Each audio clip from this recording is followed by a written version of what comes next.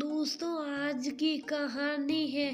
देवर जी, आप अपनी माँ से नहीं, माँ की जायदाद से प्यार करते हो। दोस्तों, कहानी शुरू करने से पहले अगर आपने चैनल को सब्सक्राइब नहीं किया हो तो कर लीजिए ताकि आपके पास पहुंच सके हर नया वीडियो। अरे कविता जी, मैंने सुना है आपका छोटा बेटा सुमित भी शादी करने के लिए राजी हो गया है। कहिए तो अच्छे रिश्ते भेजूं। ईश्वर ने आपकी किस्मत स्वर्ण अक्षरों से लिखी है, जो बहु अच्छी मिली है। मैं तो यहाँ तक सुनी हूँ कि वह आपसे पूछे बिना कोई काम नहीं करती है। क्या ये सच है? विमला जी कविता जी से कहती है। कविता जी बोली, विमला बहन, अपनी अपनी किस्मत होती है। अगर हम बच्चों को बचपन से ही अच्छे संस्कार और माहौल देते हैं तो आगे चलकर बच्चे माँ बाप की सेवा से बढ़कर उसका सम्मान करते हैं। और एक माँ बाप को इससे ज्यादा क्या चाहिए? विमला जी बोली, एक बेटा अच्छा हो तो समझ में भी आता है। आपके तो दोनों बेटे आपके लिए मरते हैं। और सबसे कमाल की बात है कि बहू अच्छी मिल गई। आपको देखकर तो हमें जलन होती है। कविता जी बोली, ये तो बहू के माँ बाप के दिए हुए संस्कार है। हाँ, सुमित शादी के लिए राजी हो गया, पर वह कहता है आप मेरे साथ रहो तभी मैं शादी करूँगा। और रमेश कहता है आप मेरे साथ रहेगी। मुझे तो समझ में नहीं आता क्या रहूं कहाँ रहूं। इतना कहकर कविता जी हंसने लगी। थोड़ी देर बाद कविता जी सबसे मिलकर अपने घर की तरफ चली गई। वहाँ बैठी कुछ महिलाएं बोली, जब अच्छा बेटा बहू मिल जाए तो लोग ऐसे ही इतराते हैं। दूसरी महिला बोली, क्या करें, अपनी अपनी किस्मतें। एक हमारे बच्चे हैं जो हमें खुद से दूर करने के बहाने बनाते, और एक इनके बेटे जो इन्हें अपने पास रखने के लिए लड़ते हैं। थोड़ी देर बाद कविता जी घर आई। सबके साथ बैठकर बातें कर रही थी। तभी सुमित का फोन अब रमेश भैया के पास पिछले 5 साल से रह रही है क्या? आपको मेरी याद नहीं आती? मैं यहाँ अकेला रहता हूँ, फिर भी आपने मेरे बारे में एक बार नहीं सोचा। अब तो मेरे पास आ जाओ। कविता जी बोली, बेटा, जब तक तुम्हारे पापा थे उनकी देखभाल के लिए मेरे अलावा और कोई नहीं था। उनके जाने के बाद रमेश मुझे अपने साथ ले गया ताकि मुझे अकेलापन न महसूस हो। और फिर तुम पढ़ाई और नौकरी, बेटा तुम जल्दी से शादी कर लो तो मैं तुम्हारे पास आ जाऊंगी। सुमित हंसकर बोला, माँ, आपको अपने पास लाने के लिए क्या मुझे शादी करनी होगी? अगर ऐसा है तो फिर तैयार हो जाओ। 6 महीने के अंदर आपको मेरे पास आना होगा। कुणाल के इतना कहते ही कविता जी हंसने लगी। और फिर बाद में रमेश और बड़ी बहू नेहा को बताई तो वह भी हंसने लगे। रमेश बोला, माँ, आप हमेशा मेरे साथ रहेगी। इस शहर में हमारे सारे रिश्तेदार हैं, आपका मिलना जुलना होता रहता है।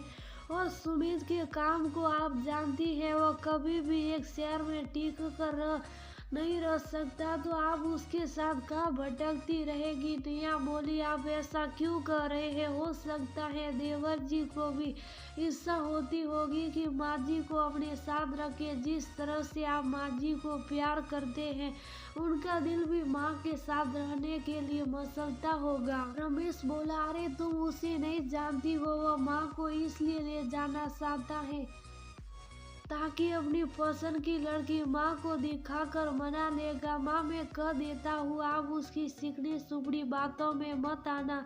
पता चला किसी मैम को ले आया जो हम सबको नचाएगी। कविता जी बोली, तुम दोनों की बचपन की आदत अभी तक गई नहीं है। जब तक तुम्हारे पापा थे हम तुम दोनों के पास आ जाया करते थे।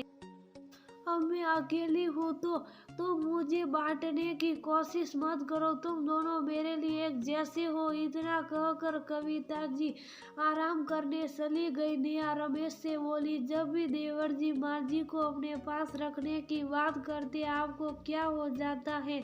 रमेश बोला, तुम उसे नहीं जानती, वह बचपन से अपने छोटे होने का फायदा उठाता है। अभी भी वह माँ को नहीं बल्कि हमारी पूरी संपत्ति को अपनी तरफ करने के लिए माँ को अपने साथ रखना चाहता है, जो मैं होने नहीं दूंगा। नेहा बोली, हो सकता है आपकी सोच गलत हो, आप एक बार उनसे बात क्यों नहीं करते हैं।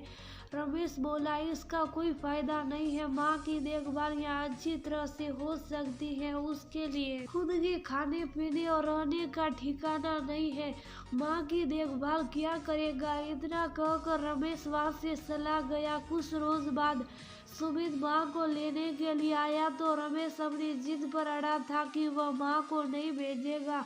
सुमित बोला, भैया ये गलत बात है, इतने सालों से माँ आपके साथ रह रही है, क्या आप मेरे साथ नहीं रह सकती। सुमित बोला, तुम्हें जो भी चाहिए खुलकर बोलो और वो ले लो, पर माँ यहाँ से नहीं जाएगी। कविता जी बोली, तुम दोनों लड़ो नहीं, रमेश मैं सालों से तुम्हारे साथ हूँ बेटा, मेरी चिंता मत करो, मैं कुछ दिन सुमित के साथ रह लूंगी। रमेश बोला, नहीं माँ, ये आपकी देखभाल नहीं कर पाएगा, मैं जानता हूँ ये आपको क्यों ले जाना चाहता है। सुमित बोला, भैया फिर तो मैं भी कह सकता हूँ कि आप अपने फायदे के लिए माँ को रख रहे हैं, पर मैं भाभी को अच्छे से जानता हूँ, वो माँ का सम्मान करती है। अब मैं चाहता हूँ कि मेरी पत्नी भी माँ की सेवा करे और माँ उसे भी अच्छी बातें सिखाए, तो क्या मैं गलत हूँ। नेहा और माँ ने रमेश को समझाया। माँ कुछ रोज के लिए सुमित के पास चली गई। वहाँ सुमित ने अपनी पसंद की लड़की कुसुम से माँ को मिलवाया।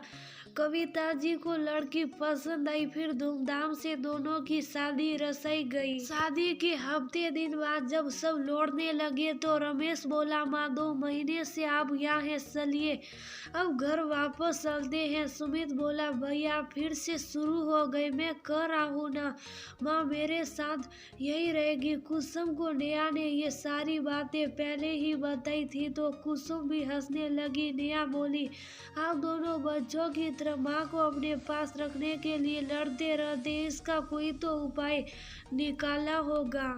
कुसुम आगे बढ़कर बोली, बड़े भैया आप इजाजत दे तो मैं कुछ बोलूं। रमेश चुप था तो कविता जी बोली, हाँ हाँ बहू बोलो ना। कुसुम बोली, मुझे सुमित ने पहले ही सब कुछ बताया था मम्मी जी, हम अपना ट्रांसफर उस शहर में ले लेते, ज्यादा से ज्यादा क्या होगा, प्रमोशन नहीं मिलेगा पर आप सबका साथ तो मिलेगा। मैं रिश्तों में थोड़ी सी दूरी और ढेर सारा सामान बना रही, उसी में विश्वास रखती हूँ ताकि रिश्ते भी खराब ना हो और एक दूसरे का सामान भी बना रहे। रमेश बोला, देखा माँ, मैंने कहा था ना, आते ही दूरियां शुरू हो गई। कुसुम रमेश की बातों पर मुस्कुराई और बोली, बड़े भैया आप रिश्ते में बड़े हैं पर मन आपका बच्चे जैसा है। नेहा बोली, आप इसकी बातों को समझ नहीं रही है, कहना चाहती है कि अगर एक ही घर में रहेंगे तो छोटी छोटी बातों के कारण कहीं दूरियां ना बढ़ जाए, तो एक ही शहर में रहेंगे और मिलना जुलना होता रहेगा।